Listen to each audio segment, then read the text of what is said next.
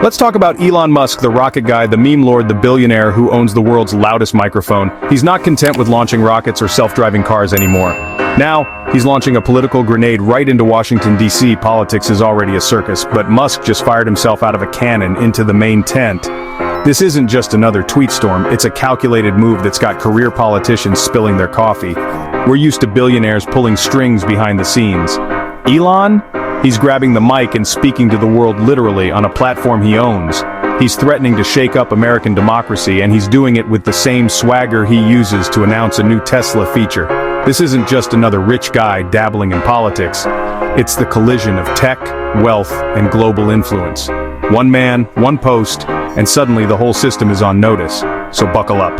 We're about to break down what Musk said, why it matters, and why everyone from the White House to your conspiracy-loving uncle is freaking out. Let's dive in. So what did Musk actually say to set off this firestorm? After the midterms, Musk didn't just complain. He floated the idea of starting and funding a new political party. He called it a party of common sense, hinting he'd bankroll it himself. This wasn't a vague threat. He basically dared both parties, fix things or I'll build my own. He's tapping into the frustration of millions who are tired of gridlock and partisanship. But here's the twist.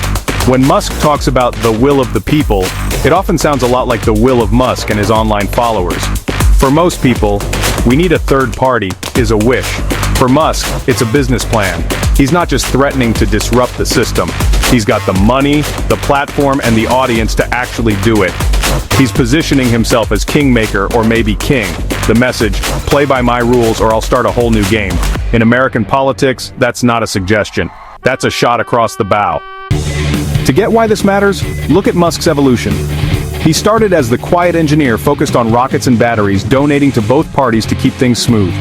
Politics was just a side quest, until it wasn't. The shift began with public fights over regulations and COVID lockdowns, then moving Tesla to Texas. Suddenly, Musk wasn't just a CEO, he was a political commentator with a massive following. Buying Twitter, now X, was the ultimate power move. He didn't just join the conversation, he bought the stage. He started endorsing candidates, predicting red waves, and diving headfirst into the culture wars.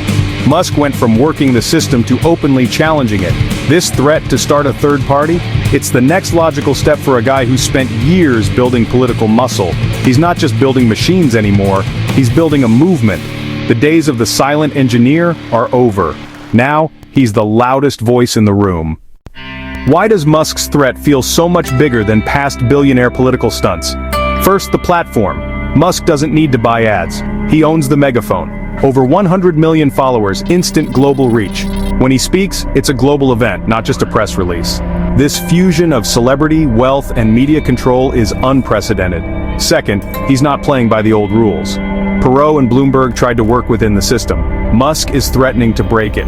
A well-funded, tech-savvy third party could upend elections decided by razor-thin margins. He's not just trying to win, he's threatening to flip the board. And the timing? Perfect storm. Political polarization, distrust in institutions, and Musk positioning himself as the outsider who can break the logjam. This isn't a vanity project, it's a calculated move, fueled by real public anger. That's what makes it so dangerous to the status quo. Now let's talk about the 2024 election. Musk's threat isn't just talk, it could be a game changer. He doesn't need a full slate of candidates. With his platform, he can shape the narrative, boost his favorites, and bury the rest. Imagine him tweaking X's algorithm to favor certain candidates or hosting massive online rallies. He could become the ultimate super PAC, but with a global megaphone. If he launches a common sense candidate, they don't even need to win. Just spoil the race in key swing states. A few percentage points could decide the presidency.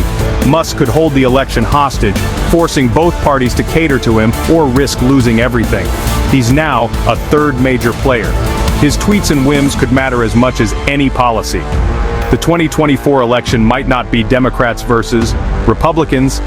It could be about who survives the Musk factor. The stakes have never been higher. The reactions? Pure chaos. Democrats are sounding the alarm, worried about a billionaire buying influence and threatening democracy. Republicans are torn. They loved Musk when he attacked the left, but a centrist Musk party could siphon off their voters. The media? They can't decide if he's a genius disruptor or a Bond villain. Every tweet sparks 1,000 think pieces.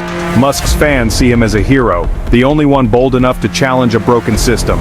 This moment raises a huge question: who really holds the power? Voters or tech billionaires who own the platforms we live on?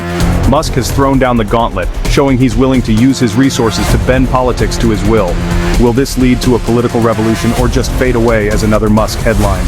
One thing's certain: everyone in power is watching his every move. The circus isn't over, it's just getting started. Grab your popcorn.